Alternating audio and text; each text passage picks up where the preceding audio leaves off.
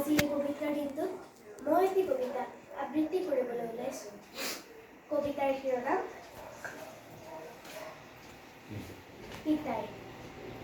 কবি পৰাণ কলিতা। স্মৃতি মানে বৰ্তমান সৰবৰ পৰা দুখ সময়বোৰ শেষ হ'ল। তোৰ হেঁপাহৰ পথাৰখন এতিয়া সেউজীয়া। মই স্তব্ধ হৈ গৈছিলোঁ। সেইদিনা সৰবৰ বাট আমাৰ বাটত লাগিছিল। নিৰাশ্ৰয় হৈ পৰিছিলোঁ।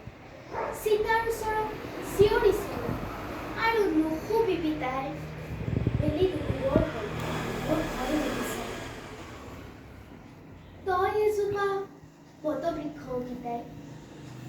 শাওনৰ জুই যেন ৰ'দৰো পিতাই সেউজীয়া সপোন দিছে। তোক যে কোৱাই নহ'ল, বোকা মাটিৰ গোন্ধ মোৰো প্ৰিয়। পিতাই ঐ, মহান হ'ব নোৱাৰিলোঁ তোৰ দৰে।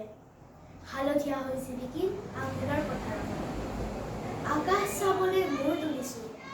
এবাৰ হাতখন ধৰি আশীৰ্বাদ কৰিবি। আইও আছে কাষত। ধন্যবাদ।